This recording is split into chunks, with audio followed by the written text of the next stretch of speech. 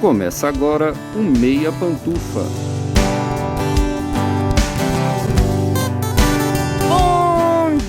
Boa tarde, boa noite, boa madrugada, pessoal! Todo mundo com os fones de ouvido que tá começando o seu Meia Pantufa, toda terça às 5 da tarde no seu player favorito. Eu sou Luiz Leão e tenho aqui comigo, como sempre, de um lado, o meu amigo Gustavo Azevedo. Bom dia, tarde, noite, madrugada, Gusta! E aí, assistidores e assistidoras de filmes e séries bem simétricos, assim, certinho.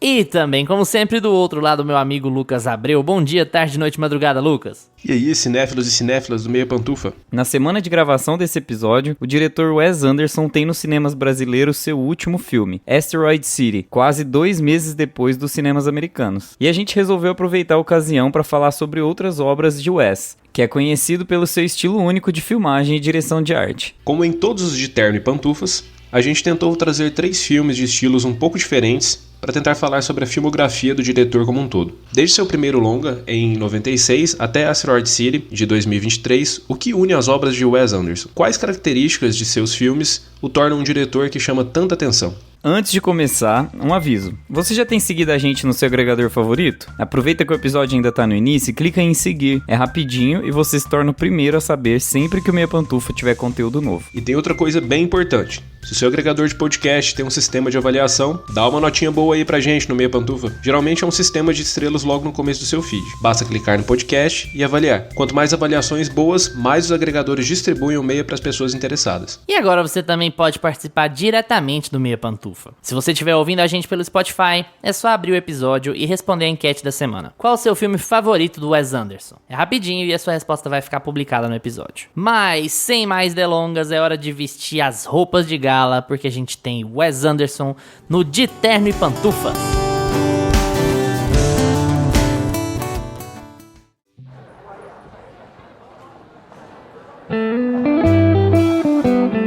De Terno e Pantufas.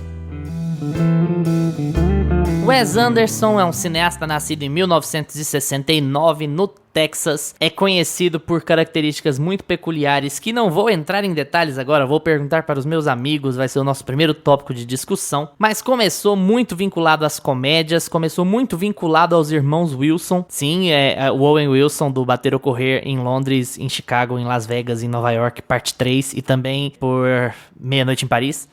E outras coisas, né? Sempre muito ligado à comédia, mas durante os anos foi criando uma assinatura muito particular, muito Wes Anderson-esca, e caiu nas graças da crítica, caiu nas graças da indústria durante a década de 2000, durante a década de 2010, produzindo coisas de muita relevância, produzindo coisas que tinham uma característica muito própria. É o cinema do Wes Anderson, diga o que quiser sobre ele, a gente vai ter bastantes opiniões hoje. Ele é um cinema bastante autoral, é um cinema que de bater o olho e saber quem é. Não vamos entrar na lista de todos os filmes dele aqui hoje, mas é bom lembrar que ele teve a sua primeira indicação ao Oscar com Os Excêntricos Tenenbaums por melhor roteiro em 2001. Depois ele vai ter mais indicações por Moonrise Kingdom pela mesma categoria. Também trabalha muito com Roman Coppola. Não sei se vocês sabiam, mas tem muito Coppola famoso na indústria do cinema, assim. Não sei se já passou pela...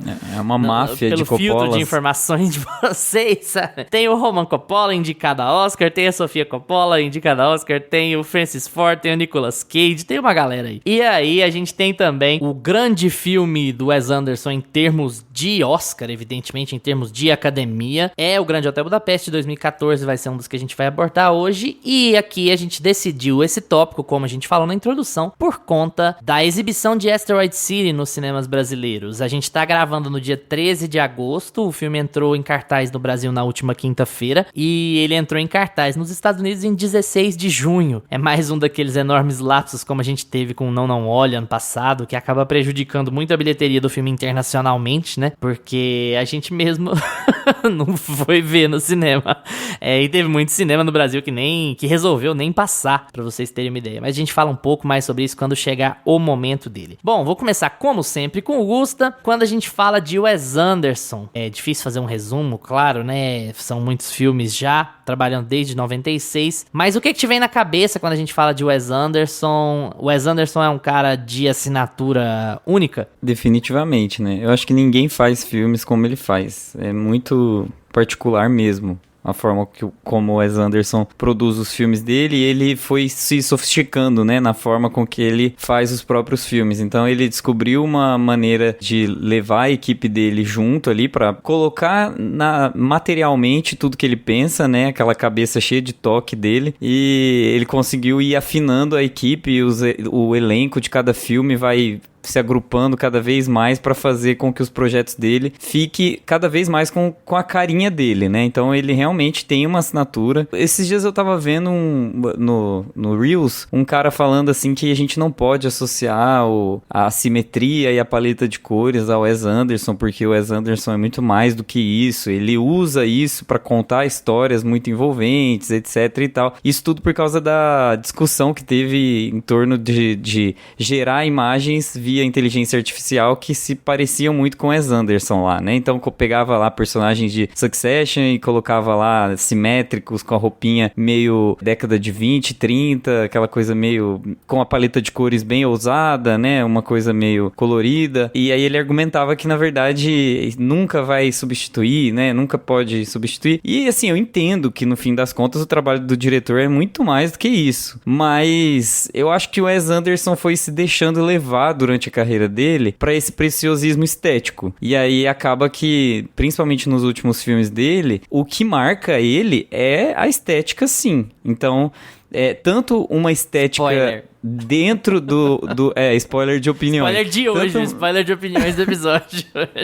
Tanto uma estética de estrutura de como ele vai mostrar aquela história e uma estética também visual, né? Que é muito marcada pela paleta de cores, a simetria. Ele brinca com eixo geralmente vertical e horizontal só, ele não fica muito preocupado em criar uma profundidade com a câmera, ele não dança muito com a câmera, né? A câmera vai como se fosse um jogo do Mario, assim. Ele tem essas características, assim, básicas, que às vezes explicando, assim, falando, não é todo mundo que consegue imaginar, mas se você bate o olho, você sabe que é, né? O Wes Anderson. Eu acho que é uma coisa um pouco difícil de colocar em palavras, assim, mas quando você assiste, você já sabe que é. A ferramenta perfeita pra falar de Wes Anderson, né? Um podcast de áudio. Exato. Uma escolha maravilhosa. Lucas, e aí, você tá com gosto sobre o Wes? Tô total. O Wes Anderson eu acho que é um dos diretores, assim, que ainda estão em atividade aí, acho que mais originais, que tem uma assinatura visual, assim, mais autêntica, eu diria. Porque a gente tem muitos diretores autorais, que a gente consegue reconhecer a assinatura ali, se o filme estiver passando na TV, a gente não souber de quem é o filme, mas o Wes Anderson eu acho que é um cara assim que, se você assistiu 2 filmes dele, você liga a TV e tá passando um filme dele que você ainda não viu, você sabe que é dele. A assinatura visual dele é muito forte, e ele segura isso em todos os filmes dele, né? Apesar dele contar histórias diferentes, eu acho que ele tem elementos narrativos também muito presentes em toda a obra, e um mini spoiler aí mais pra frente, eu acho que ele tá ficando cada vez mais Wes Anderson, né? Se a gente pegar pra acompanhar os filmes dele lá do início dos anos 2000 até agora, eu acho que ele tem algumas características específicas dele, assim, não só visuais, mas de narrativas também, que ele vai deixando elas cada vez mais megalomaníacas, assim. E não que seja ruim, hein? Muitas vezes funciona. Isso é um elogio, na verdade. Mas além do visual, né, que é aquela coisa toda enquadrada, certinha ali, o jeito que ele usa a câmera, né, aqueles efeitos de ir e voltar bem rápido ali, tá todo mundo ali no mesmo ângulo, cores fortes. Tem um elemento na narrativa dele que é como os personagens são, né? Porque ao mesmo tempo que tem um humor meio ácido ali, um humor bem próprio do Wes Anderson, parece que eles são meio distantes, assim, emocionalmente. Eles são sempre meio apáticos, mas ao mesmo tempo bem humorados, assim. As situações são bem humoradas, mas os personagens não demonstram muitos sentimentos, quando demonstram é de uma maneira bem específica, assim, sem levar aquele overacting, né? E é uma coisa que um diretor mais atual aí, que me lembra muito isso em relação ao Wes Anderson, é o Yorgos Lanthimos. Tem uma maneira bem diferente, né, de fazer isso, mas que na maneira como ele trata os personagens, né, de ao mesmo tempo querer colocar um humor ali, uma apatia para os personagens, eu acho que ele bebe um pouquinho ali do que o Wes Anderson gosta de fazer, só que ambos a gente consegue diferenciar, assim, a maneira como eles fazem. O Yorgos, a construção de personagem do Yorgos é o Wes Anderson dentro do Black Mirror, né? joga o Wes Anderson dentro do espelho negro e vira o Yorgos. Acho que faz sentido. Isso. Legal essa análise sua. Faz sentido porque é muito comum dentro da filmografia dele uma espécie de frieza, digamos assim. Eu não diria nem frieza, mas uma espécie de antinaturalidade do comportamento dos personagens. Parece, assim, uma sitcom sendo exacerbada pro cinema cult, sabe? Você tem uma construção de personagens caricatos que são alheios a um comportamento normal de um ser humano, mas tudo isso levado ao tom da comédia, da esquisitice que quer te dar um sorrisinho, sabe? Enquanto você tá acompanhando, ou fazer você ficar cativado pelos personagens. Eu acho que a gente vai falar de 3 filmes aqui que as opiniões vão divergir muito, não entre nós, mas as nossas posições com relação aos 3 filmes vão acabar divergindo bastante, porque eu acho que o Wes Anderson tem uma filmografia bem montanha-russa, assim, pra te falar a verdade. E não pelos motivos imagináveis, não que é um cara que construiu a assinatura desde o primeiro longa dele, e aí ele manteve a assinatura até aqui. É porque, às vezes, na medida que a assinatura foi progredindo, e eu concordo com vocês que a assinatura foi progredindo, ela foi ficando assinatura e tal. É o Wes Anderson, é o cara que pode ser replicado pela inteligência artificial, e a gente vai reconhecer com facilidade, vai falar, porra, realmente, assim, esteticamente tem paralelo com o que a gente tá falando. Ao mesmo tempo, em termos de histórias e de, não só de histórias, mas de personagens e de contação de histórias e de engajamento de história com relação ao público, de conexão com relação ao público do que tá acontecendo, a carreira dele é bem montanha-russa, assim. Tem um filme dele que eu acho muito bom, acho muito divertido, mas que não é tão bem visto pela crítica. Tem outros filmes que são relativamente bem avaliados pela crítica dele e eu acho meio assim, tá bom, ok. E eu acho que tudo isso, na verdade, passa muito por história, porque eu acho que a gente não precisa aqui no Meia, fazendo esse de terno, tentar ficar tão focado na estética do Wes. É lógico que a gente vai falar sobre isso, mas assim, tentar focar nesses 3 filmes com histórias muito diferentes e como essas histórias bateram na gente enquanto espectadores, enquanto, sei lá, analistas de qualidade, digamos assim, mas assim, mais de gosto, de como as histórias funcionaram pra gente, de como elas bateram na gente enquanto espectador. Eu acho que a escolha de filmes que a gente acabou fazendo pra apresentar aqui, ela vai traduzir bem essa montanha-russa de engajamento dentro das histórias do Wes Anderson. Pode ser que vocês não concordem comigo, não sei. Como vocês do Meia Pantufa, ouvintes fiéis, já sabem, a gente não conversa sobre os filmes antes de gravar, justamente pra poder ter um impacto e a gente poder brigar se for dar problema, né? Se um falar que odiou, a gente tem a nossa lenda eterna de que o Gustavo não gostou de ET e a gente quase saiu da reunião quando ficou sabendo. Porque a gente realmente ficou surpreendido. Mas enfim, eu acho que o recorte vai trabalhar bem em como a filmografia do Wes Anderson é como um todo. É claro que 1 hora e meia falando de 3 filmes e não de 10, 12 não é suficiente para definir o que é um diretor, mas assim, eu acho que a gente vai conseguir um bom resumo de como a carreira dele andou, até porque os filmes estão relativamente distantes em tempo, assim. Não tanto o primeiro e o segundo, mas entre os 2 e o último, eu acho que a gente já pula algum tempo e já consegue fazer uma análise um pouco mais ampla do que é o trabalho do Wes, né? Mas, bora lá! Passado esse resuminho, vamos subir a vinheta e passar para o nosso primeiro filme de hoje.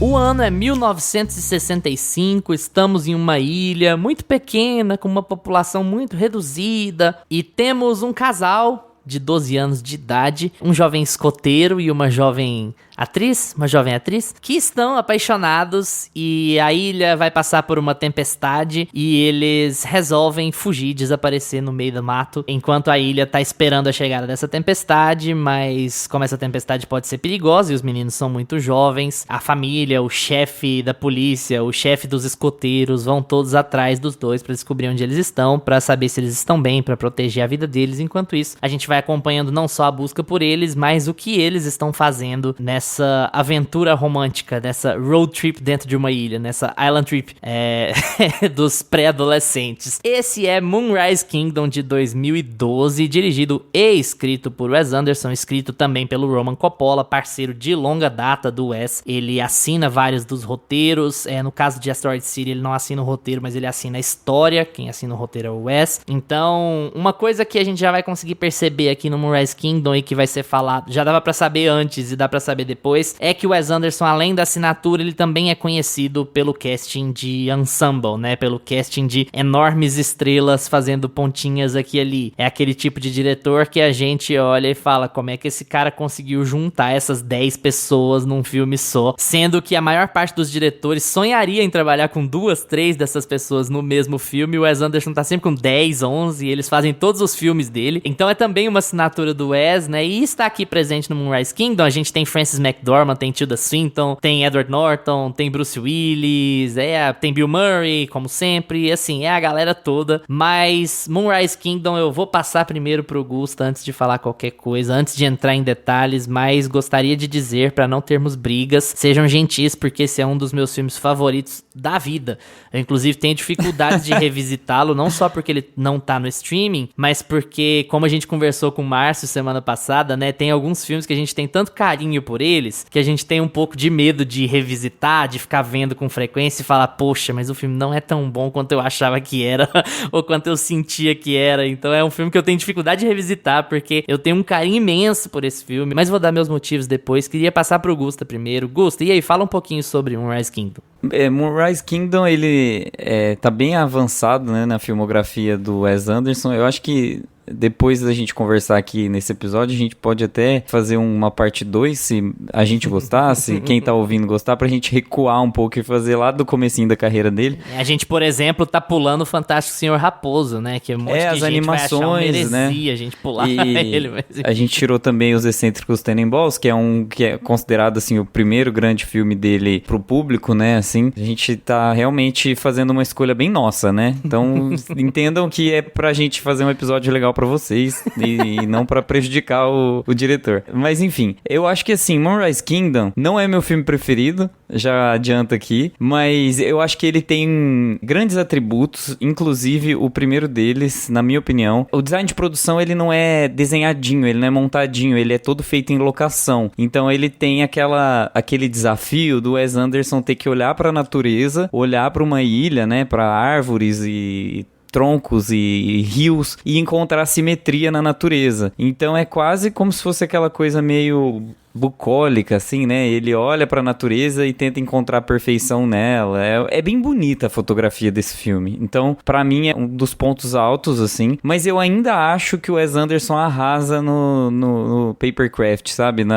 Em fazer as coisas de mentira.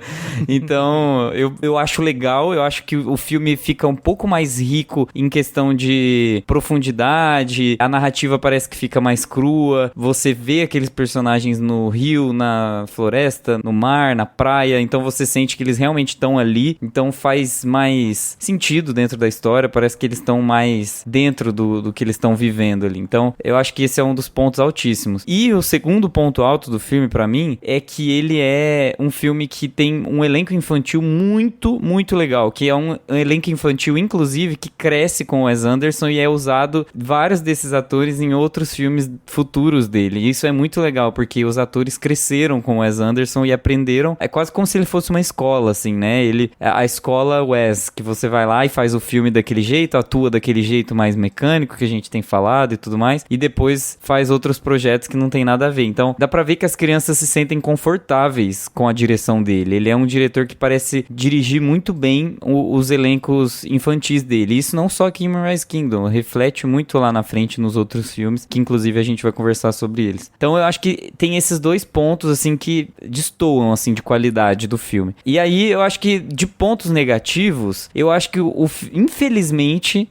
A gente sempre fala o contrário, né? Mas eu acho que esse filme tem uma duração muito curta. Eu acho que precisava um pouquinho mais de filme, sabe? Eu acho que precisava um pouquinho mais de desenvolvimento de alguns personagens, principalmente os personagens adultos, que às vezes fica um pouquinho sem desenvolvimento. O personagem do Edward Norton é muito bem desenvolvido, é um dos melhores, inclusive, nesse filme. Ele é o chefe dos escoteiros ali, né? E ele tem um background que ele fica entre a vida de professor versus a vida de escoteiro, e ele prefere ser escoteiro, mas ele acha que o professor é um título melhor do que ser chefe de escoteiro, porque, enfim, aquela coisa toda, né? Projeto de verão e não profissão. E aí tem os outros personagens adultos, eu sinto que falta um pouco de desenvolvimento e talvez se o filme tivesse um pouco mais de tempo, tivesse uma cauda maior, ele teria sido um pouco melhor, na minha opinião. Mas eu acho o filme incrível, ele tem uma energia, assim, de sessão da tarde, gostosa, assim, que você assiste, passa o tempo. Eu acho que a história de Moonrise Kingdom, ela é muito forte pras crianças, assim, sabe? Tipo, elas evoluem muito enquanto personagens. E, ao mesmo tempo, trata de uma... Porque tá falando ali de uma criança que tem uma família disfuncional, a menina, no caso, que ela não se dá bem com a família, e o menino é um órfão. Então, são temas muito pesados, só que falados de uma forma muito leve. Parece que você nem tá assistindo um filme sobre esses temas, né? Sobre um tema de abandono parental, sobre orfanato, sobre sofrer em orfanatos, etc. Então, ele tem um clima tão pra cima e ele usa o humor tanto a favor dele que no fim das contas você fica leve, sabe? Você abstrai tudo. E ele tem até aquela lição de moral no fim, sabe? Você sai assim, é isso, assim, o mundo pode ser melhor a partir de Moonrise Kingdom. E um filme sobre desajustados, né? E um filme sobre desajustados que não se deixa levar pra tristeza. Eu acho que é isso que é legal. Ele é emocionante, ele é marcante de certa maneira. Eu acho que ele tem interações que você não espera de atores e atrizes dessa idade, sabe? Falando dos protagonistas. Sim. Ele tem interações pesadas emocionalmente, assim, até romanticamente falando, assim, o que eles pensam um do outro. Não parece ser coisa de crianças de 12 anos, mas você tá falando de crianças que foram forçadas pelas circunstâncias a crescer e a ter interpretações do mundo que são interpretações do mundo de adultos. Então, eles estão replicando o que a vida deu pra eles, né? Das desgraças que a vida jogou pra eles, de ter a família de merda, ou de ser órfão e tal. E aí eles encontram um no outro esse espelho, né? Esse contato, esse carinho. E essa fuga deles é quem faz as pessoas em volta deles, de certa maneira, reavaliarem, ou então avaliarem o que estão fazendo, sabe? Avaliarem os porquês de os meninos fazerem isso. E isso tá refletido no comportamento deles, né? Dentro da dinâmica daquela ilha, daquela comunidade, né? E o Bruce Willis é maravilhoso. Eu não sei como você não falou do Bruce Willis. Esse é um ponto... Temos que lembrar que esse é um ponto da carreira que o Bruce Willis já tinha desistido de tudo. Ele só queria dinheiro, fazer o mesmo personagem nos mesmos filmes o tempo inteiro. Ele só queria isso. E aí, em 2012, assim, no meio desse monte de tralha que ele tava fazendo, ele me manda um Wes Anderson, Moonrise Kingdom, uma atuação legal, forte, sabe, interessada. Eu acho que é muito legal a gente falar isso sobre o Bruce Willis, porque quando o Bruce Willis tá interessado, ele manda bem. E é perceptível demais quando ele tá interessado e quando ele não tá, sabe? É muito na cara quando ele tá fazendo as coisas meia boca, de qualquer jeito, e quando ele tá fazendo, ligado no que ele tá fazendo, quando ele gosta do que ele leu, quando ele gosta do que ele tá produzindo, sabe? E eu acho que essa alma positiva do filme, essa onda meio, de crianças e não sei o que, e essa história de amor que é o filme, eu acho que engajou ele de uma maneira, assim, que fez ele atuar de um jeito que ele não atuava, sei lá quantos anos, sabe? Não sei há quanto tempo. Ele não fazia um projeto legal em que ele tá vivaz e alegre, e que ele não tá fazendo aquele tipão fazendo o Duro de Matar pela 8ª, 9ª, 10ª vez na vida, assim, sabe? Eu acho que ele é um grande ponto alto do filme, porque é aquele ponto meio que... Não é nem que é inesperado, é difícil falar isso do Bruce Willis, não é que é inesperado, mas é aquele ponto que você fala, poxa, que bom que o Bruce Willis tá fazendo alguma coisa pra valer de novo, sabe? Talvez seja o mais legal do filme. Não digo nem o mais legal, porque eu acho que a história dos protagonistas é muito envolvente, mas é um dos melhores pontos do filme, é o que ele tá fazendo, pelo menos pra mim. Lucas, e aí? Manda bala da sua análise de Moonrise Kingdom. Eu acho que o Gusta matou a pau, que ele falou uma coisa que eu ia falar, que, cara, esse filme é um filme muito gostoso de assistir, muito sessão da tarde, assim. Pra mim, essa impressão, eu só vou discordar dele em relação à duração do filme. Eu não gosto muito de filmes de 1h30. Quando eu pego pra assistir, dou play ali, vejo que tem 1h30, eu falo, vai ser um filme curto. Eu sempre acho que vai ficar meio raso, assim, faltando alguma coisa, logo de cara. Geralmente eu acho que 2 horas, 2h30 é o ideal. Mas pros filmes do Wes Anderson, eu acho que 1h30, 1h40 é o ideal pros filmes dele, cara. Porque ele consegue contar uma história muito amarradinha. E ele tem essa coisa que é recorrente, né, e que tá aqui em Moonrise Kingdom, que é contar a história de umas pessoas ali naquele ambiente fechado ali. Então eu vou pegar uma cidadezinha aqui e vou contar a história dessas pessoas nessa cidadezinha. Vou pegar essa ilha aqui e vou contar a história dela. Vou pegar esse hotel aqui. Então ele pega aquele ambiente ali e o resto do mundo não importa. Então a história sempre fica muito centrada ali. E ele começa te trazendo ali pra aquele ambiente, né? Achando, pelo menos eu comecei a assistir esse filme achando que ia ser sobre outra coisa e de repente ele já foca ali nas crianças. E foi o que eu mais gostei, cara. Eu gosto muito do elenco infantil aqui. Eu sempre falo isso, que elenco infantil é difícil, né? Geralmente eles são muito bons. É uma coisa que me desagrada nos filmes. Mas aqui, cara, eu gostei demais do Sam, da Suzy Bishop, né? Que são os protagonistas, né? Do filme. E, cara, tem o Bill Murray também, que vocês não falaram, né? Eu adoro o Bill Murray.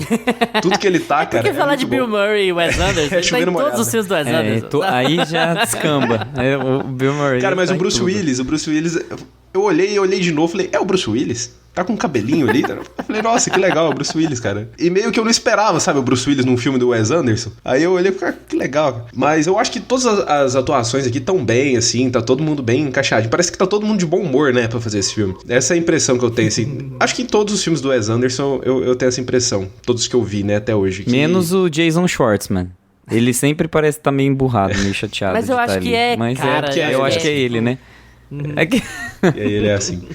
Eu gosto de como ele conta essa história também, com esse tom mais bem-humorado, que ele não leva pra aquela coisa depressiva, né? Apesar do moleque do protagonista ser um órfão, e da menina ter os problemas em casa, e descobrir que a mãe trai o pai, eu acho que ele trata isso de uma maneira que não fica, eu não diria superficial. Ele sabe abordar o assunto, ele sabe jogar o assunto ali no meio, mas sem tirar o encanto daquela história ali, sem tirar aquela vibe de fantasia, de filme, de um feel-good movie mesmo. E eu acho que esse tom, assim, além, né, das características do Wes Anderson, né, daquela coisa bem enquadrada, tudo alinhadinho, tem essa questão que acho que foi o Luiz que falou, né, o Gustavo, sobre o filme ser gravado na ilha mesmo, né, de ele ter a ambientação ali mesmo, não ser uma coisa montada. E eu acho que isso dá um ar até um pouco diferente, assim, do que os outros filmes dele que a gente vai comentar aqui, até por esse ser dos que nós vamos comentar, até por ser o mais antigo, né, mas dá uma coisa mais natural, que eu acho que nesse filme funciona muito. Moonrise Kingdom, eu não vou dizer que é o meu favorito, não. Porque o meu favorito, eu acho que a gente ainda vai falar dele aqui. Mas eu gostei muito de assistir ele, eu acho que ele não tem grandes defeitos, não. Eu acho que o elenco, assim, tá bem encaixadinho. A história que ele quer contar, ele conta bem amarradinha ali. E eu acho que não fica faltando também. As duas coisas que o Gustavo falou, eu vou discordar. Que é a duração e os personagens adultos serem mais rasos, faltar background ali pra eles. Eu acho que não falta, cara. Eu acho que ele quer contar aquela história daquelas duas crianças e todo o resto é coadjuvante ali. E o que você precisa saber sobre aqueles personagens, você sabe o tom de cada um. Quando o policial aparece, você sabe como é que o policial vai reagir àquela situação, você sabe como que o escoteiro lá do Edward Norton vai reagir àquela situação. Ele consegue estabelecer logo de cara, assim, definir o tipo de cada personagem ali, como que eles vão ser definidos ao longo do filme, e eu acho que todos ornam muito bem, assim. Teremos um episódio Missão Impossível 7 de novo. O Augusto falou duas coisas e o Lucas discorda das duas. Mas desse lado eu tô com o Lucas. Ao contrário do Missão Impossível 7.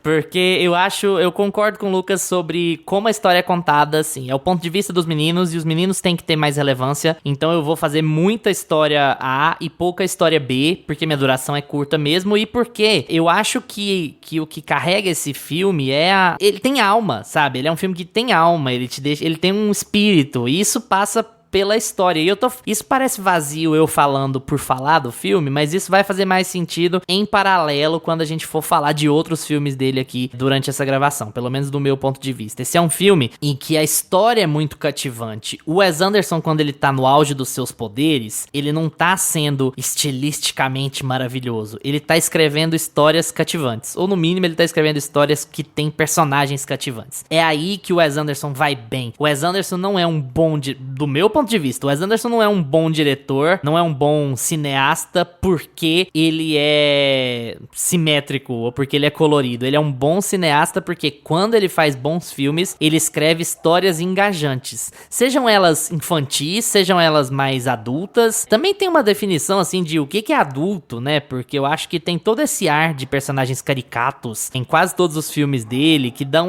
uma quebrada nessa história de, um filme mais adulto. Mas ainda assim, assim, eu acho que você sente quando os personagens criados, eles têm um quê, assim, eles têm uma coisa que faz você engajar com eles, seja porque eles são meio aloprados, seja porque eles são muito inteligentes, seja porque eles são muito simpáticos, seja porque eles são muito agradáveis, mas são sempre personagens muito engajantes quando o filme é bem escrito. Como eu já disse na introdução, não é sempre que os filmes deles são bem escritos do meu ponto de vista. Quando ele tá muito bem porque a história do filme é muito boa. Ou, no mínimo, porque mesmo que a história do filme seja mais ou menos, ele tem personagens, geralmente os protagonistas, que são muito cativantes, que você consegue se engajar com aquele personagem ali, e aquele personagem ou aquele núcleo faz o filme andar. E Moonrise Kingdom, ele é bom em todos os aspectos pra mim, ele é bom também nos coadjuvantes, mas ele só é um filme que funciona porque ele é um filme que tem alma, porque você sai dele, feliz ou triste que seja, você tá dentro da experiência o tempo inteiro, você tá cativado, você tá engajado por aquilo ali. E o fato de ele trabalhar com atores muito bons faz com que isso cresça muito. Eu sou um fã inveterado do Edward Norton, eu falo isso aqui quase o tempo inteiro. Toda vez que o Edward Norton tá envolvido em alguma coisa, eu falo bem dele, porque assim, são poucos atores com o alcance do Edward Norton, sabe? Capaz de fazer esse carinha que é meio bobão, assim, sabe? Que ele tenta ser o legalzão e fazer um filme super da comédia com Wes Anderson, e aí depois virar e fazer um filme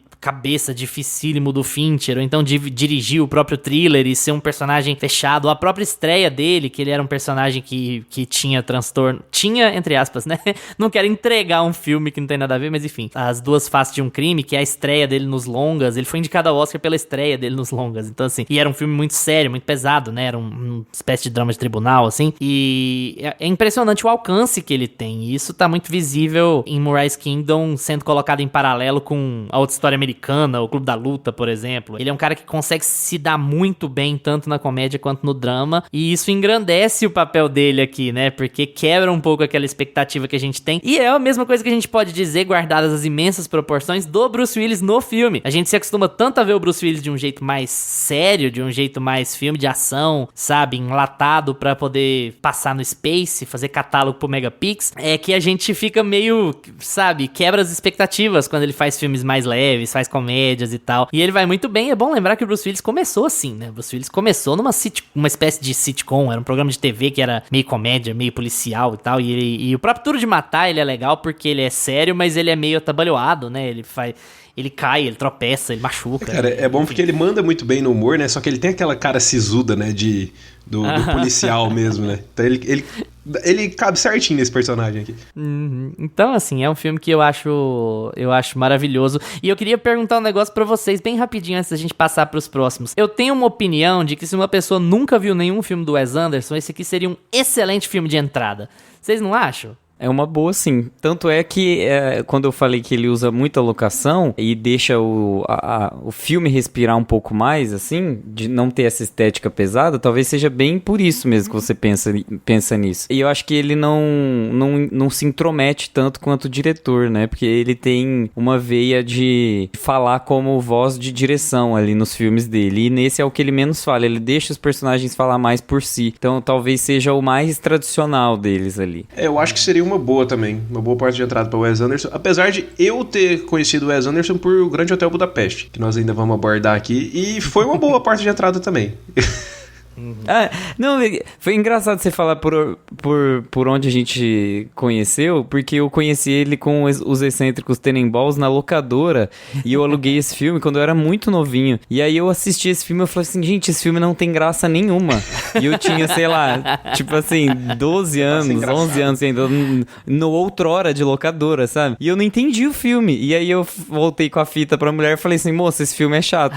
A moça deveria ter falado, menino, esse filme não é pra você. Volte daqui a 10 anos. Não, o primeiro filme que eu vi dele foi A Vida Marinha com Steve Zissou, que pra quem não viu, inclusive, uma curiosidade, ele chamou o Seu Jorge pra traduzir todas as músicas do David Bowie que ele podia. Então, A Vida Marinha com Steve Zissou tem o Seu Jorge direto cantando num cenário estranho assim, versões em português de músicas do David Bowie. Ai, cara, é maravilhoso, é muito legal. Inclusive, procurem a discografia do filme. Assistam o filme e procurem a discografia do filme. Mas assim, só pra um asteriscozinho na nossa fala sobre Moonrise Kingdom. Não vou entrar mais muito em detalhes, mas é o meu filme favorito do Wes Anderson. Embora isso não queira dizer que não tem outros bons, viu? Vou subir a vinheta e a gente vai falar de mais um que eu acho que nós três vamos achar bom.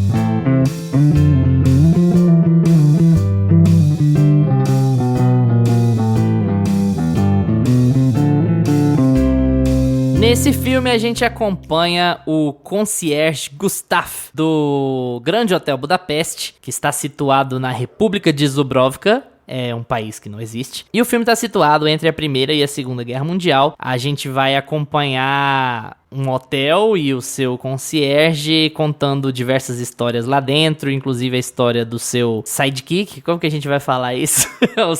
o seu pupilo, vivendo uma grande história de amor, e o concierge tentando ajudar todas as pessoas ao mesmo tempo no Grande Hotel Budapeste. Esse é o filme criticamente mais aclamado do Wes Anderson. Esse filme venceu 4 Oscars, protagonizado pelo Ralph Fiennes. O Ralph Fiennes é o Gustav. Se você não reconhecer o Ralph Fiennes, tente tirar o nariz dele e passar pó no rosto, que você vai reconhecê-lo como o grande Valdemar de Harry Potter. Na verdade, não ganhou 4 Oscars. Esse filme foi indicado a 5 Oscars e ganhou 1 figurino, mas foi indicado em edição, indicado em fotografia, indicado em direção e indicado a melhor filme. Esse filme ganhou o Globo de Ouro de melhor filme. Então, criticamente, foi o filme do Wes Anderson até hoje que se deu melhor. Mas esse espelho de crítica pesou pra você, Lucas? E você tá de acordo com a crítica? O que você acha do Grande Hotel Budapeste? Faz um resumão aí disso, se você gosta. Aqui eu tô de acordo com a crítica, hein?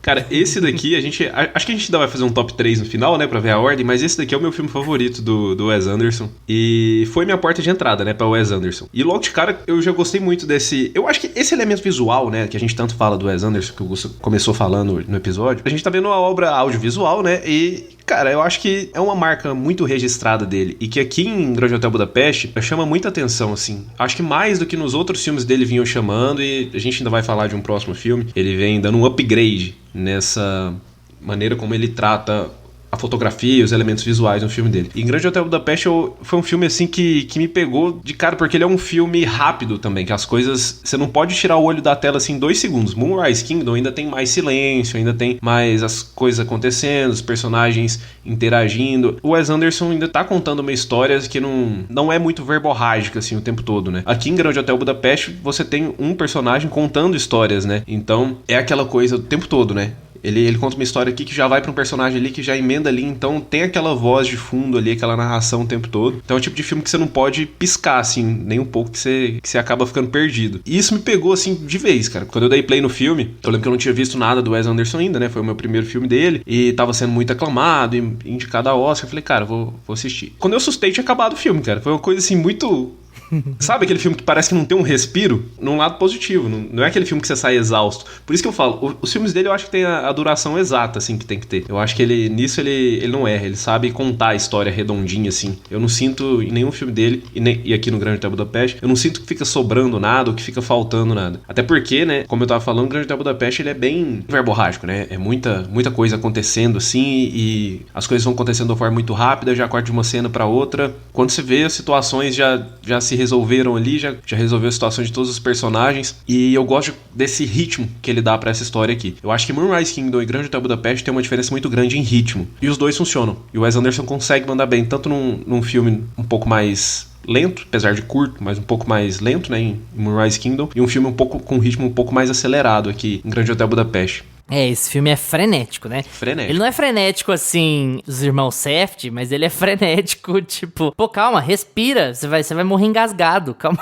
aí, segura aí. E uma coisa que é muito legal dele, antes de eu passar pro Gusta, só porque, pra eu não esquecer, eu acho muito legal como ele encadeia acontecimentos de forma muito rápida. Por exemplo, esse concierge, ele tem 3 histórias rolando envolvendo o protagonista, e as 3, assim, uma atrás da outra, dentro de uma mesma cena, elas têm que ser respondidas. Ele vira pra um lado, ele tá resolvendo uma questão, depois ele vira pro outro lado, ele tem que resolver outra, ele volta pra frente e volta pro que ele tava fazendo. E isso é assim, quase o filme inteiro, sabe? E é meio pra fazer um paralelo de como uma pessoa só que cuida de um hotel desse tamanho, ela tem que estar trabalhando o tempo inteiro. E você vai sentindo aquele caos, né, sendo instaurado assim na vida dele. E assim, é muito... depois eu falo mais, vou passar pro Gusta, mas é só esse detalhezinho assim, que dá uma canseira, assim. Uma canseira boa, mas dá uma canseira na gente, como o Lucas falou.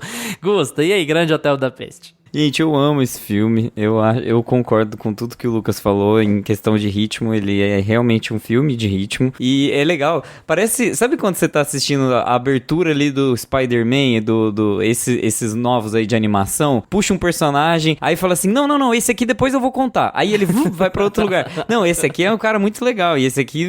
Aí volta pra outro canto. Ele tem um pouco dessa pegada assim meio... Olha, esse personagem aqui é muito importante pra história. Ah, diminui o ritmo, aí conta um pouquinho do personagem, aí volta pra cena de ação que tava acontecendo. Ele vai te deslocando pra vários lugares, e isso com a expertise do Wes Anderson de quebrar o eixo, da câmera ir pro lado e pro outro, e pra cima e pra baixo, direção de arte, design de produção desse filme. Depois vocês pesquisem aí no YouTube pra vocês entenderem o que foi feito pra construir o hotel, as miniaturas do hotel, vários takes de stop motion, porque precisava fazer algumas coisas fora da realidade, não dava pra fazer com cenário, não dava pra fazer com pessoas reais. É um filme que é muito criativo, e você sente a criatividade pulsando do filme, sabe? Tanto no texto, quanto na tela, sabe? Quanto no design de produção, a paleta de cores, a criação dos personagens, sabe? O background de cada um. É um filme muito criativo. Todos os personagens são interessantes. E aí é o que eu tava falando lá de Moonrise Kingdom. E eu venho explicar um pouco. Vocês viram que eu não chapuletei lá, né? Eu vou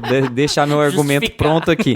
Justificar. Todos os personagens que aparecem em Hotel Budapeste são interessantes. Já no começo, sabe? Você já entende o porquê ele é legal, o porquê ele tem que ser observado, porquê que ele tem que ser seguido, porquê que sua atenção deve se voltar pra ele. E eu acho que em Moonrise Kingdom os personagens adultos, você fica assim, tá, é um pai, é uma mãe, é um policial, é um, sabe? Tipo, você tem a função do estereótipo daquilo, o que eles são determinados a fazer. Ah, a mãe fica brava quando a filha some. O pai fica nervoso com o policial que não quer ir atrás da filha, sabe? Tipo, coisas simples assim, que eu acho que aqui em Hotel Budapeste é muito mais legal, sabe? A mulher que tá quase morrendo, que quer ficar com o cara que é concierge, que é bonitão, de meia idade, e ela pode deixar uma herança pra ele, sabe? É uma construção de personagem que é feito muito rápido, é tipo 5 minutos de construção de personagem, mas é muito mais interessante, sabe? E ele vai fazendo isso com todos os personagens desse filme. É incrível como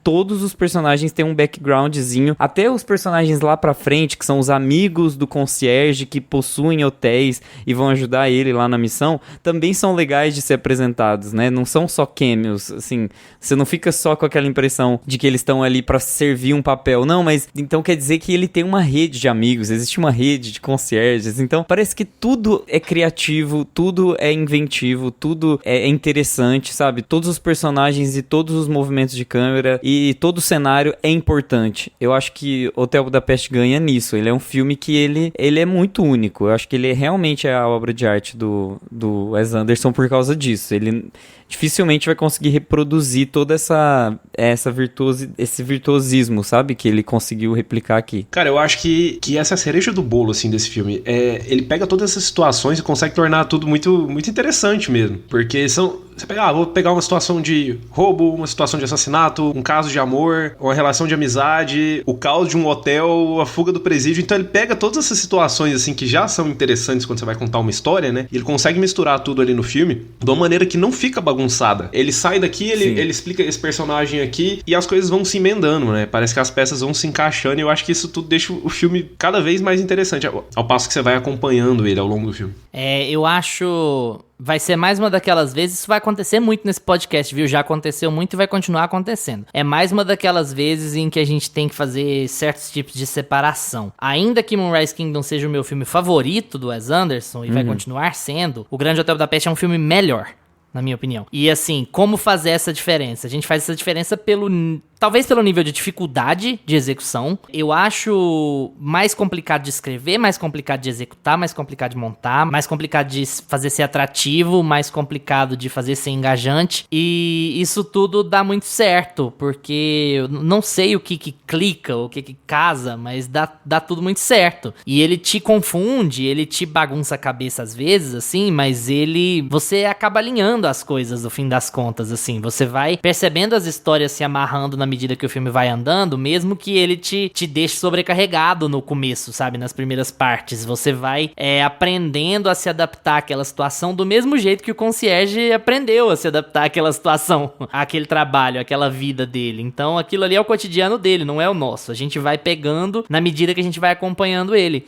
E, de novo aqui, é um filme que dá certo porque ele é incrível visualmente, ele é incrivelmente bem executado, ele é incrivelmente bem executado. Mas é um filme que dá muito certo porque ele é muito bem escrito e porque ele é muito bem atuado. É por isso que esse filme dá certo, porque se fosse só pela estética, ele é difícil pra caralho, mas ele não ia funcionar se ele não tivesse uma história engajante. E aqui é muito curioso, a gente já falou isso, mas é legal repetir, como ele é engajante por razões diametralmente opostas ao que Moonrise Kingdom é engajante. Eu acho que o Grande Hotel Budapeste ainda tem um quê meio cartunesco, que tá lá, apesar de ser menos infantil o humor, até porque o ritmo é bem pesado, ele tem um quê de cartoon, assim, que acompanha boa parte do trabalho do Wes, né? E é um filme que é carregado nas costas pelo Ralph Fiennes, porque você tem um ensemble, você tem um casting enorme, você tem um elenco gigantesco, das mesmas pessoas de sempre, mas assim, são todos enormes atores, mas o Ralph Fiennes e o Tony Revolori, tanto o Ralph Fiennes como protagonista, quanto o Tony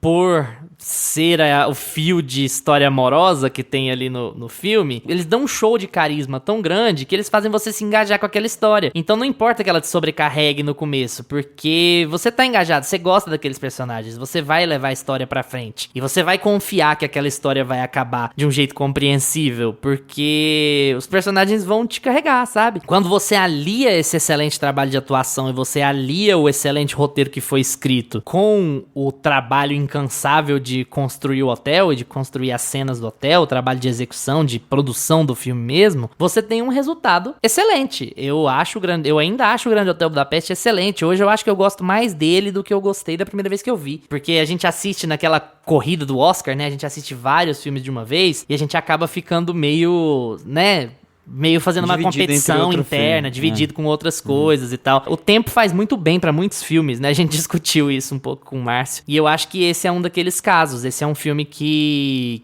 é talvez a obra-prima do Wes Anderson. Talvez vá ser sempre a obra-prima do Wes Anderson. E aí, calma, mas isso tá a gente vai chegar lá. Construindo argumentos. Mas assim, isso aqui é ele no topo de seus poderes, de novo. E os dois filmes são muito próximos, inclusive. O Moonrise Kingdom e o Grande Hotel Budapeste tem um espaçamento de 2 anos entre eles, né? Sim. E aí você vai ter em 18 a Ilha dos Cachorros, que também é ótimo. E aí você tem uma grande trinca ali do Wes Anderson fazendo um trabalho, sabe, foda. Muito bem trabalhado, muito bem cuidadoso, muito bem escrito. Todas as etapas do processo são visivelmente muito bem pensadas. E isso se traduz no gosto do público. Não só da crítica, mas no gosto do público pelo trabalho. O Grande Hotel Budapeste foi um filme que pegou muita gente, não só a galera que já curte o Wes Anderson porque é da cinefilia e não sei o que, ou porque é o cara que tá vindo do indie, o cara que fez o filme legal, feel good das crianças apaixonadas. Já é um filme de mais calibre, de mais peso, né? De mais densidade narrativa também. E também de estrutura, né? E acaba, eu acho que ainda está pra ser batido como o melhor filme do Wes Anderson em termos de cuidado. Eu queria falar uma curiosidade que eu descobri revendo pela 50ª vez esse filme. No final do filme aparece que a história foi baseada num autor que chama Steven Zweig, que é um autor austríaco. Não sei se vocês chegaram a pesquisar depois, porque eu pesquisei agora, eu já assisti esse filme 500 vezes e eu nunca tinha ido atrás. Olha só a loucura que é. Esse Steven Zweig, pra quem não conhece, ele era um biógrafo, um autor, humanista austríaco, ele nasceu na Áustria e ele morreu em Petrópolis, aqui no Brasil. Ele era judeu e aí ele viveu a virada do século, ele viveu a Primeira Guerra e ele viveu a Segunda Guerra. Então ele passou por muita turbulência na vida dele e ele, como um escritor ali do leste europeu, ele escrevia muito sobre, provavelmente, eu não tive muito acesso à obra dele, tá, gente? Mas eu tô louco pra ir atrás. E provavelmente ele escrevia muito sobre essa dinâmica ali do leste europeu e ele escrevia muito sobre temas humanistas em geral. Você vai percebendo depois que os temas que estão no filme tem muito a ver com as coisas que o cara escrevia, com o que esse Steven Zweig escrevia. E o Steven Zweig, ele é representado pelo Jude Law, que é o cara que chega pra descobrir a história do hotel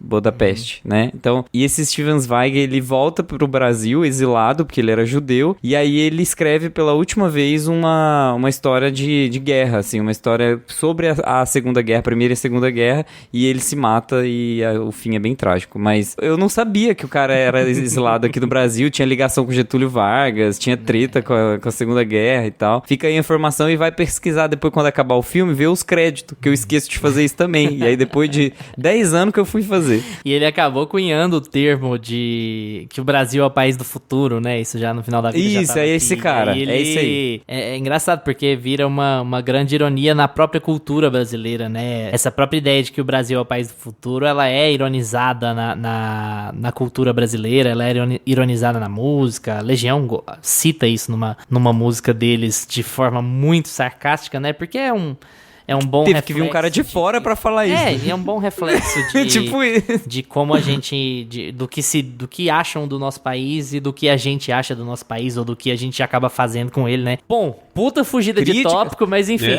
Foi longe. É isso aí, o Grande Hotel Budapeste, talvez o melhor filme do Wes Anderson.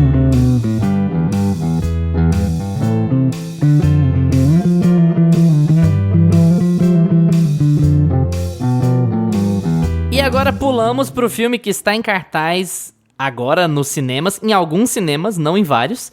Mas lembrando, está em cartaz no Brasil 2 meses depois de entrar em cartaz nos Estados Unidos. Só 2 meses. É Asteroid City, que é basicamente uma convenção de gênios que vai parar numa plataforma do governo, numa cidadezinha que não é nem uma cidade, né?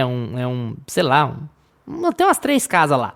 Uma população de 87 pessoas no lugar, e aí eles vão... É um lugar onde caiu um asteroide sei lá quantos milhares de anos atrás, e eles vão lá pra mostrar descobertas pro governo, porque são jovens gênios, e aí várias pessoas se encontram nessa cidadezinha, e acontece um evento que obriga eles a ficar em quarentena lá por um tempo, e aí o filme vai tratar sobre as dinâmicas dessas pessoas nessa pequena cidade, ao mesmo tempo em que o filme declara que Asteroid City é uma obra ficcional. O filme aborda tanto Asteroid City como uma peça, quanto o escritor e o diretor da peça, o que eles passaram pra escrever esse filme, o que eles passaram pra escrever essa peça, pra fazer essa peça funcionar. Viu? É difícil até de fazer a sinopse. Eu acho que a gente vai... Eu não sei vocês, eu vou falar de Asteroid City muito em paralelo com Crônica Francesa, que é o penúltimo filme do Wes Anderson de 2021, mas se tiver em cartaz nos cinemas aí da sua cidade, vá lá assistir. Se não tiver, você já tem outros meios pra assistir, porque a distribuição não pensa nessas imbecilidades. O filme já está disponível de forma ilegal em tudo quanto é lugar, porque faz 2 meses que saiu, né? E aí, Gusto, Asteroid City é uma experiência das melhores do Wes Anderson, uma experiência das piores do Wes Anderson, ou tá no meio do caminho?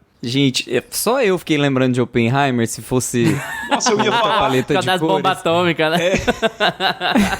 Eu ia falar isso. É porque parecia Los Alamos ali e eu acho que tem um pouco dessa pegada, né? Porque O filme se passa em 1955, né? Então é uma espécie de... Se você for pegar a cronologia da bomba atômica, é a busca pela bomba H, né? Eles estão testando bombas atômicas pra tentar pegar a bomba das bombas, que é a bomba de hidrogênio e tal. Isso. Quase uma continuação de Oppenheimer. Continuação de Oppenheimer colorida, né? Continuação de O povo Oppenheimer. achando que era Barbie, mas na verdade Que era também tem um preto e Asteroid branco ali City. também, ó. Tá vendo? Tem todos os paralelos. Junta estão Barbie ali. e Oppenheimer e faz Asteroid City.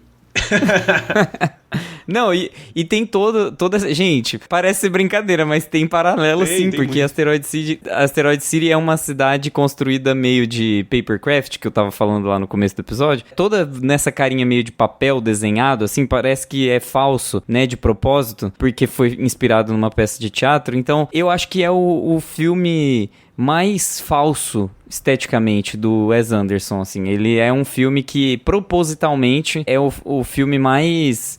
Nossa, é muito estranho você se identificar com aquilo lá, porque você precisa realmente assimilar que os personagens vão estar lidando com aqueles cenários e com aquelas estruturas de uma forma fake, porque tudo é muito falso, nada foi feito ali pra funcionar, diferentemente de Hotel Budapeste, que eu acho que tem uma mescla entre eles precisaram de um hotel de verdade para dressar, para colocar elementos gráficos e elementos de design de produção dentro deste hotel de verdade. cidade. Foi uma mistura de dois elementos, né? De uma coisa que já existia, de uma locação, e de pintar essa locação, de colocar papercraft nessa locação, fazer uma maquete dessa locação. Mas o objetivo é muito diferente também, não é? Aqui ele é, tipo assim, você tá no deserto e aí você precisa construir uma coisa do zero, e aí você cria objetos 100% do nada, né? Você precisa construir coisas do nada, bem Los Alamos, bem Oppenheimer, bem aquela pegada mesmo.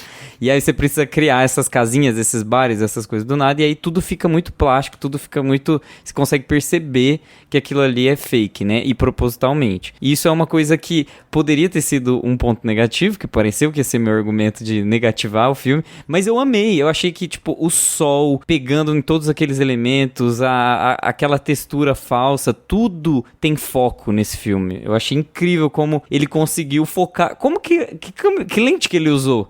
Porque tudo tem foco no personagem, tem foco no cenário, tem foco no fundo, tem foco no céu, tudo que você olha tem foco. E é como se você estivesse olhando mesmo para uma peça de teatro, né? Porque aí você olha pro palco e você vê todos aqueles elementos juntos, assim, você olha pro que você quiser e todos podem ter foco. Então eu acho que ele tá querendo simular muito essa pegada de metalinguagem que ele mesmo construiu no filme, né? Então essa pra mim é assim, é a estrela do filme, sabe? Isso que ele conseguiu construir, a fotografia, ele tá no seu auge, assim, de fotografia, de construção de cenário, de enquadramentos, de mudança de câmera, de eixo e tudo mais. Eu achei muito legal mesmo. E tem uma coisa que a gente não falou do Wes Anderson até agora. O Wes Anderson é muito fofo, né? Tipo, a direção dele e os temas que ele trata e a forma com que ele trata os personagens é muito... Parece um sonho, assim. Tipo, ele trata os personagens dele como se eles fossem inocentes demais. E essa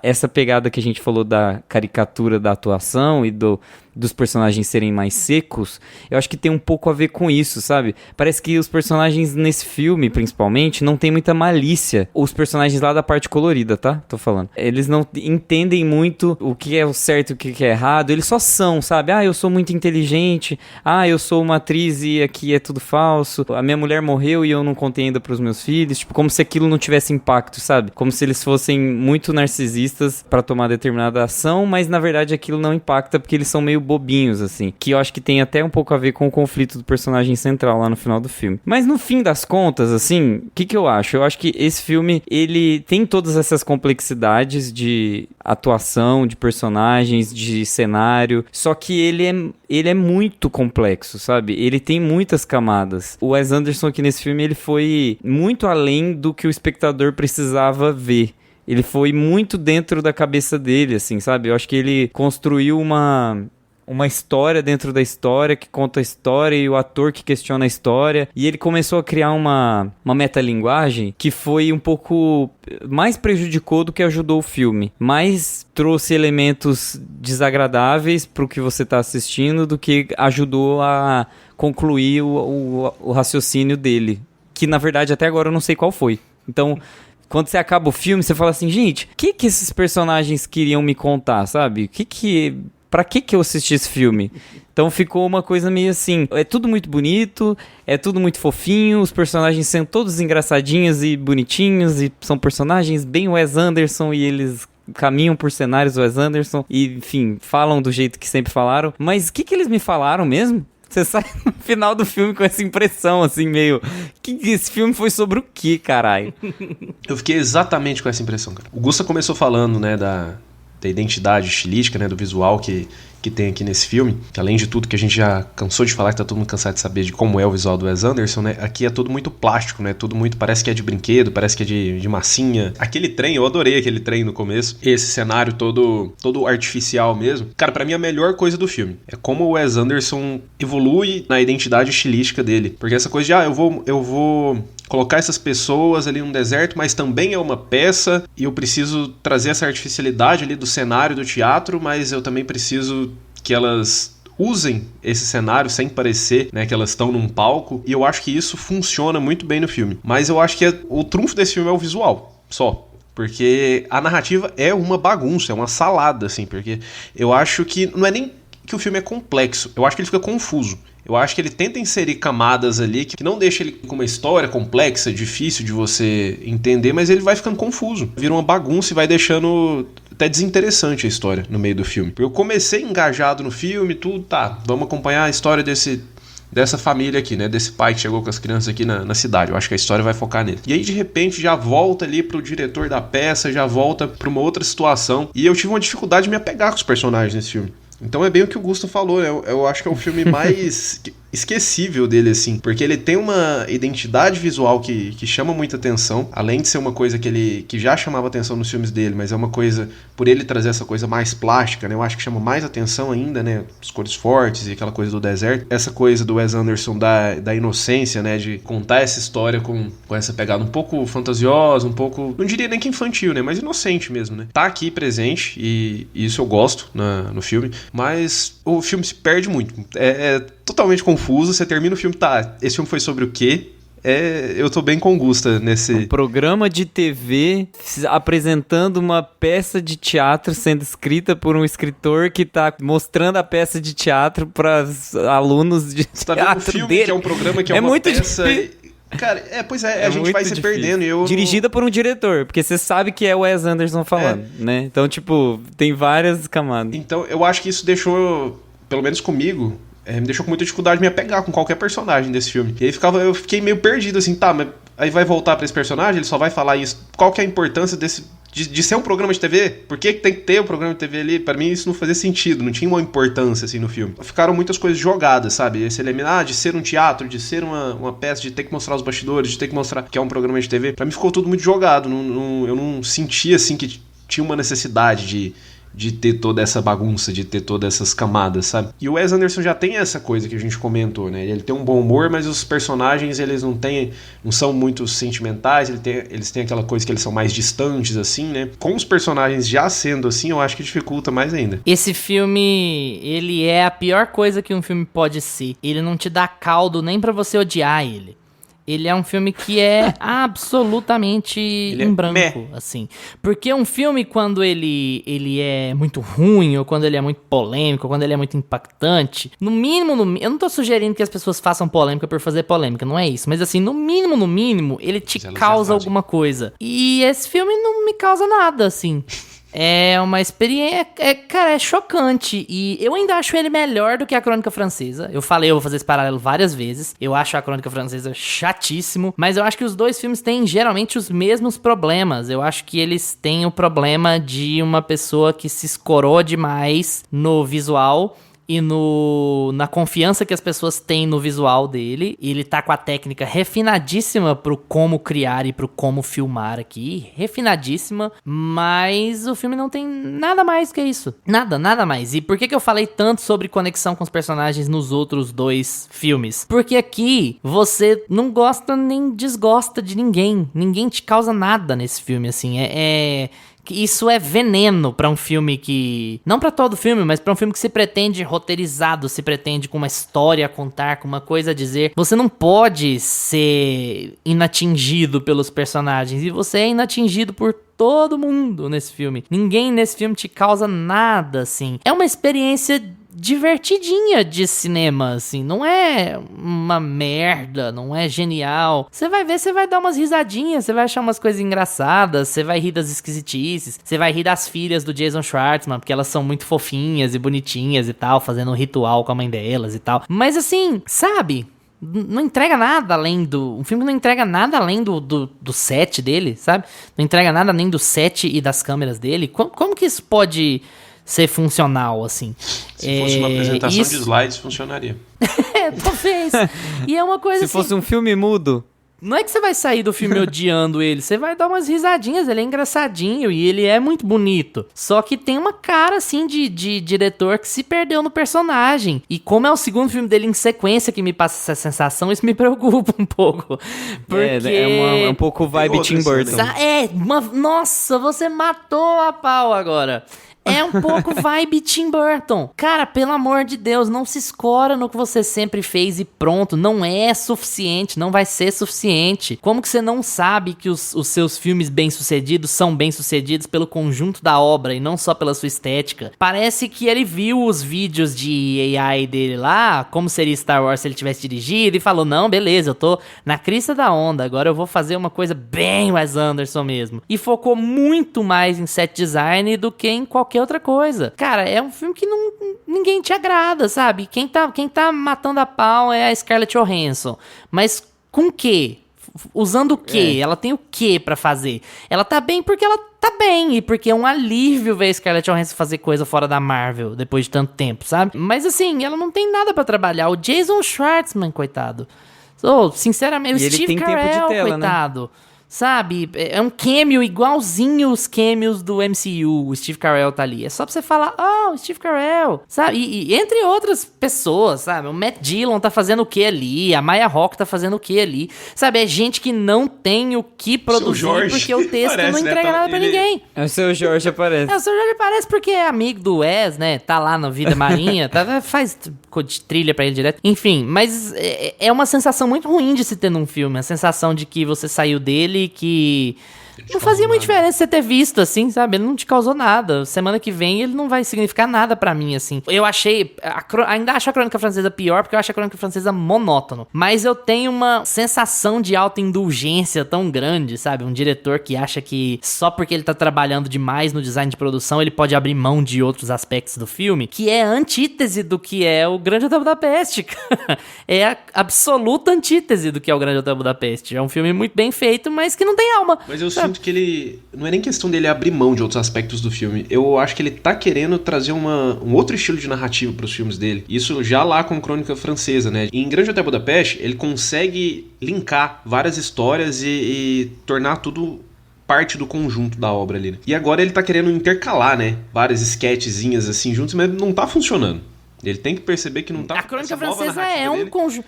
A Crônica Francesa é mais filme de sketch do que esse. Ele é literalmente um filme de histórias separadas sendo contadas por um jornal. É uma espécie de coleção de contos, assim. E, sabe, só pra e exibir... Fica muita gente... Então, só pra exibir que ele trouxe o Chalamet, só pra exibir que ele trouxe os amigos dele de novo. Então, assim, um filme completamente entediante. E o Asteroid City é um filme engraçadinho. Só que ele não é engraçadinho, o Moonrise Kingdom. O Moonrise Kingdom é um filme cativante. O Asteroid City é um filme... legalzinho, sabe? Vai lá, vai dar uma risadinha, vai achar bonito. Sabe quem tem que fazer um filme do Wes Anderson que é a cara dos filmes dele e ainda não esteve nenhum? Michael Cera. Michael Cera tem que estar no filme do Wes Anderson. No próximo dia agora todo episódio vai salvar o filme. E o pior é que a cara dele, depois que a gente viu ele em Barbie, combina super. E uma coisa que eu queria falar pra vocês é que, assim, eu lá no começo do meu argumento, no comecinho do episódio, eu ainda falei que não é só... Ele não tá se especializando só na estética, só na estilização de design de produção e paleta de cores e figurinos, etc. Ele tá se especializando na própria estrutura de narrativa dele mesmo. Então, por exemplo, todos os filmes dele, gente, se vocês pegarem do comecinho até aqui, tem alguém apresentando a história. Então a gente tem Moonrise Kingdom, tem lá o cara que liga a luzinha e fala, olha, estamos aqui na ilha, e aí tem duas crianças aqui fugitivas, não sei o que lá, que é como se fosse um outsider da história. E em Moonrise Kingdom é o menos outsider de todos. Aí lá no Hotel Budapeste, a menina vem com o livro, que seria o livro do Stefan Zweig, que eu tava falando lá, que é como se fosse a história escrita pelo cara que foi visitar o hotel. E aqui, ele tá refinando essa arte de, eu não vou contar a história direto. Essa história vai ser contada por alguém que está dentro da história e que vai participar desse processo, sabe, dessa máquina de contar histórias. Então eu acho que no French Dispatch foi assim, que era uma instituição, né, que contava vários contos, e aqui a gente tem um apresentador de TV contando a história de um escritor que está escrevendo uma peça. Então eu acho que ele está se especializando nesse tipo de estrutura. E ele tá achando que ele tá arrasando, porque... Exatamente. E não é porque, assim... Porque o que eu acho, assim, as pessoas olham pra ele e falam assim, não, você tá ficando refinado na sua estética, no seu design de produção, só que não é só isso. Ele fala, não, eu sei, mas eu estou contando a minha história de um jeito diferente. E isso é ousado. E aí eu acho que o argumento dele, na cabeça dele, tô tentando justificar o porquê ele tá fazendo os filmes assim, tá? O argumento dele é esse, é tipo assim, eu estou revolucionando os meus próprios filmes, eu estou refinando os meus próprios filmes. E aí o que talvez tá acontecendo é que ele tá perdendo a alma dos filmes, que é um termo que você usou, né? De tipo assim, ele tá ficando tão sério em manter o refinamento da estrutura dele, tanto narrativamente quanto estética, que ele tá esquecendo de trazer o elenco pra dentro dos personagens, de reduzir um pouco de história, gente. É muita gente pra você contar essas histórias tudo picadinha. Não tem muita graça, sabe? Não tem o efeito de filme, de uma história sendo contada e de um encantamento sendo feito ali. Eu acho que, no fim das contas, você sai... E não é o vazio, não é... O Lucas falou até uma coisa assim, você vai sair do filme e vai ficar, tipo... E o que você vai lembrar do filme, né? O Luiz também falou isso. Mas... eu acho que eu vou lembrar do filme. Esse é o problema. Ele é muito... ele é esteticamente muito perfeito pra eu esquecer desse filme, entendeu? Ele vai ficar na minha cabeça, mas ele vai ficar como... amigo, mas é isso aí. Ele é esquecível desse sentido. Nossa, eu lembro que ele é muito bonito, mas é sobre o quê mesmo? E assim... E de novo, não é que eu não tô sendo... o mala do... todo filme tem que ter uma história linear, coesa. Gente, eu sou fã do Lynch. Não é isso. Toda hora que você solta a carta do Lynch. O ponto é assim, eu tenho a sensação, você usou o termo refinamento, porque é um termo bem elogioso, mas eu tenho a sensação de que o Wes Anderson não sabe muito bem pra onde ele tá indo. E aí isso é foda. Porque você pega, já que eu citei o Lynch de novo, você pega um cara que abraça a ideia de que a linearidade da história dele é muito menos importante do que o resto. Ele sempre abraçou isso. É isso. Ele gosta e ele dá entrevistas falando: eu gosto de contar histórias e dar pras pessoas a oportunidade de interpretarem o que elas viram. Ele sempre foi assim, ele faz isso. O Asteroid City, ele te dá uma sensação de que... muito parecida com a Crônica Francesa, de que, olha, eu tenho um pedacinho de história aqui pra contar, não dá história suficiente pra um longa, mas eu quero experimentar uma estrutura aqui assim, e aí eu vou usar da metalinguagem pra transformar isso numa peça de teatro, e ter um roteirista e um diretor. E qual é o paralelo da peça de teatro com a vida dessas pessoas que estão produzindo essa peça? É nenhuma. O que a história casa com a história de quem estava escrevendo ela? Não casa. Qual que é a função do Edward Norton ali? O Edward Norton escalou o Jason Schwartzman pra atuar na peça porque eles tinham um caso. Achou o cara talentoso, mas eles tinham um caso. Tá, e aí? Isso foi pra onde? E qual que é o reflexo que isso tem no personagem do Jason Schwartzman? No personagem da peça mesmo, Asteroid City. Sabe, o filme tem metalinguagem por ter... Você não tem uma razão de ser entre a metalinguagem e a peça, sabe? Você não tem uma razão de ser entre escrever a peça e executar a peça. Então, qual que é o objetivo daquilo ali? O objetivo daquilo ali é ter um espaço diferente pra escalar o Edward Norton? O objetivo daquilo ali é só o objetivo? Não, eu quero contar assim porque eu quero contar assim, e não porque a estrutura a minha história privilegia esse tipo de estrutura. Então o filme faz por fazer, sabe? O filme referencia por referenciar, o filme referencia além da imaginação por referenciar, porque não quer dizer nada, que são as cenas em preto e branco. A Scarlett Johansson na banheira referencia um quadro famosíssimo por referenciar, não tem nada a ver com o quadro, nem com o autor, nem com o personagem do quadro, é só porque o quadro é bonito e a cena é bonita, não tem a ver com a crise que ela tá vivendo, não tem a ver com a personagem dela, não tem a ver com o que ela tá querendo dizer. E ela ainda é uma atriz, então ela ainda tá ensaiando uma peça dentro da peça, dentro da peça, dentro do filme. Porra! Gente, ele é parnasiano, sabe? Ele gosta das coisas ficar bonita, da estrutura tá bem exposta, e é isso. O Wes Anderson, a partir de agora, não quer mais contar a história. É por isso que o Grande Hotel Budapeste é o melhor, cara, porque ele casa tudo, ele consegue contar tudo. A história perfeita ali, tudo amarradinho, e o estilo dele tá ali, e o visual tá funcionando. Aqui a gente espera que vai ser... Tem locação. Eu fui assistir Asteroid City esperando um negócio meio Grande Hotel Budapeste, porque eu sentia meio essa vibe, assim, de ele vai contar essa história bem colorida ali, vai evoluir algumas coisas visuais dele, né, aquele localzinho fechado ali, isolado da sociedade, e foi uma coisa completamente diferente do que eu esperava. E foi uma bagunça, assim, pra ver, é tudo jogado nesse filme, esse é o grande problema. No filme tem algumas cenas isoladas que são legais. Boas. Eu acho muito legal o menininho começar a cantar do nada a música que ele fez pro ET no final do filme, todo mundo começar a dançar. O ET chegando é legal. Eu acho divertidinho, o ET chegando é muito legal. Aquele ETzinho de stop motion, né? Você vê quem é o ET e você vê quem é que tá interpretando o ET no final, é muito legal. E tem coisinhas muito legais. Eu não sou um ET, eu sou um conceito. Tem coisinhas muito legais no filme, assim, mas e aí? Essas coisinhas muito legais, elas viram alguma coisa? Elas viram uma experiência de cinema legal, 100%? Fala, porra, puta filme? Não viram, parece um cara perdido dentro da própria estética, perdido dentro da própria autoanálise. E aí o filme fica Wes Anderson fazendo um filme do Wes Anderson, entende? Não o Wes Anderson fazendo um filme. Pronto, eu tô fazendo um filme que tem que seguir determinadas estruturas, determinados padrões, porque é assim, porque é isso que esperam de mim. Agora, se a história é boa o suficiente pra virar um filme, foda-se. E aí você fazer um filme desse tamanho, 2 anos depois da Crônica Francesa, sabe? A gente voltando de Covid. Esses filmes estão sendo feitos muito na cola um do outro. Cadê o ócio criativo? Cadê o tempo de revisão, de reestruturação, sabe? Eu acho que tá muito colado. E o Lucas já falou, já vem outro, né? É. Já vem outro ainda.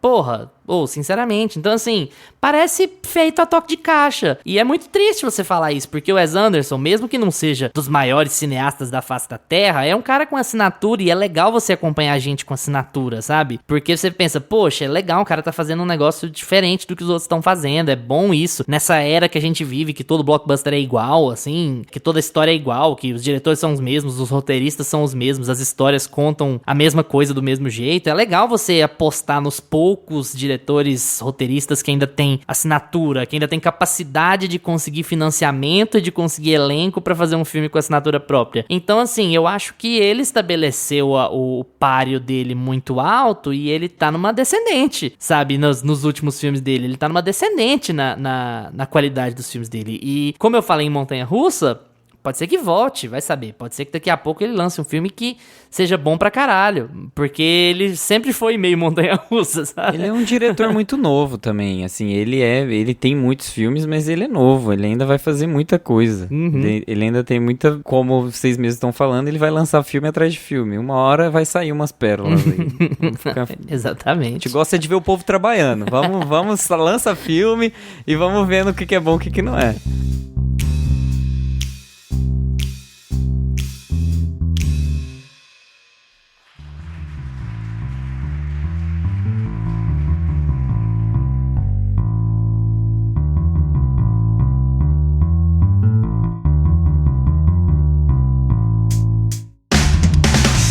E agora é com vocês.